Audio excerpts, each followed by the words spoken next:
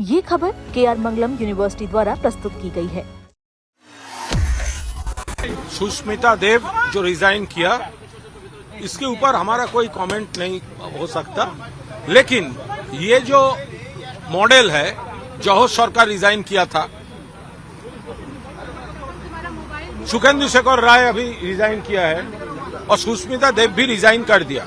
अगर पार्टी के कुछ चीज ये सहमत नहीं होता है तो वो रिजाइन कर दिया, तो बाकी एमपी लोगों को ये मॉडल फॉलो करना चाहिए। अगर जौहर सरकार इस्तीफा दे सकते हैं, अगर सुखेंदु शेखर राय इस्तीफा दे सकते हैं, अगर सुष्मिता देव इस्तीफा दे सकते हैं, तो आप लोग तृणमूल कांग्रेस का सिंबल में जीतकर, ममता दीदी का कैंडिडेट होके जीतकर, तो आप क्यों कंटिन्यू कर रहे हैं? अगर आपको कुछ कहना है तो भाजपा को हाथ में, स्पॉन्सर्ड बाय भाजपा का नेता का घर जा रहा है, कभी भाजपा का चीफ मिनिस्टर आपका मीटिंग में आ रहा है, तो आप लोग इस्तीफा दे दीजिए। अगर आपका साथ मिल नहीं रहा है, अगर आपका सोच में पार्टी सही राह में नहीं है, तो जौहर सरकार जी तो इस्तीफा दे दिया था, ही रिजाइन। सुखेंदु शेखर राय थोड़ा लेट हुआ, लेकिन रिजाइंड। सुष्मिता देव रिजाइंड। तो आप लोग एमपी से पकड़ के क्यों लेक्चर मार रहे हो? छोड़ दीजिए।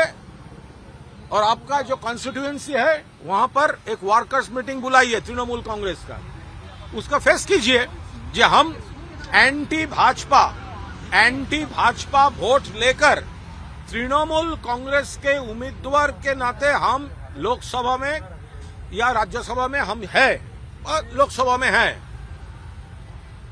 तो आज हम भाजपा का दोस्ती बनाने जाना चाहता हूं।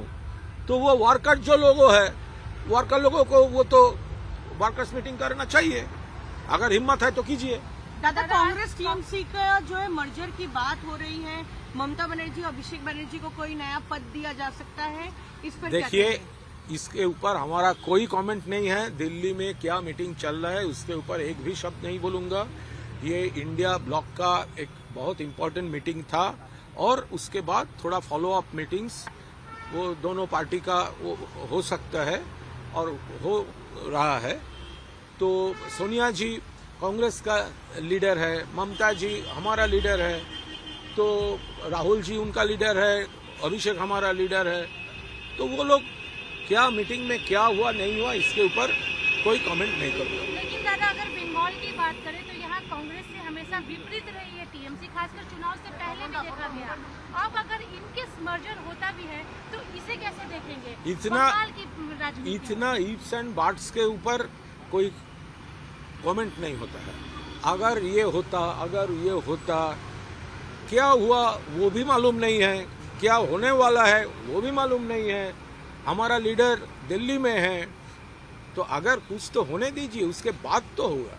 दादा, माला राय जिसको जो है महिला जो है नेत्री बनाया गया आपके पार्टी में, शाइनी घोष को युवा मोर्चा का बनाया गया लीडर, लेकिन उसके बाद भी कहा जा रहा है कि दोनों जो नया कैंप बन रहा है उसमें समर्थन कर सकते हैं, चिट्ठी में साइन कर सकते हैं। देखिए, अभी तो नहीं हुआ, इसीलिए अब तक हमारा कोई कमेंट नहीं है। ममता बनर्जी ने कहा है कि माला राय शाइनी घोष चलेंगे। देखिए, ये तो कौन जा रहा है उसके ऊपर अभी कोई कमेंट नहीं करूंगा, लेकिन यहाँ पर ये असेंबली में जो हो रहा है, ये तो एक तरफ से कुछ लोग ठीक नहीं कर रहे हैं, क्योंकि एक महीना पहले ये लोग तृणमूल कांग्रेस का नॉमिनेशन से तृणमूल कांग्रेस कैंडिडेट होकर दीदी का आशीर्वाद लेकर यहाँ पर ये बिल्डिंग में अंदर घुसा था, और आज एक महीना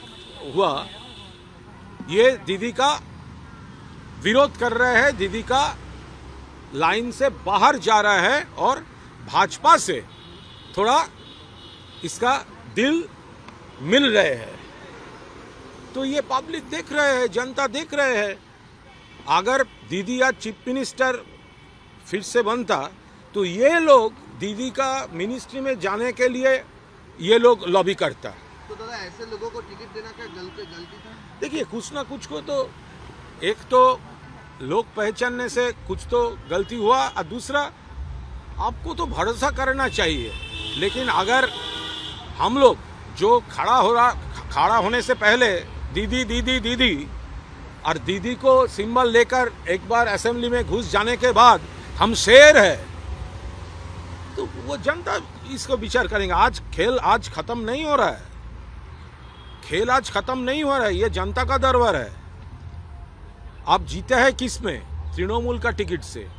कौन वोट किया? तृणमूल वर्कर्स वोट किया। कौन वोट दिया? जो लोग ममता दीदी को सपोर्ट करते हैं वो वोट दिया। अब कैसे अकेला बड़ा बड़ा बात बोल रहे हैं यहाँ पर? अगर हिम्मत है तो जाइए, आपका जो कॉन्स्टिट्यूंसी है वहाँ पर तृणमूल वर्कर को एक मीटिंग बुलाइए और अब बोलिए हम लोग भाजपा का साथ दोस्ती करने जा रहा हूँ, आप क्या सोचते हैं?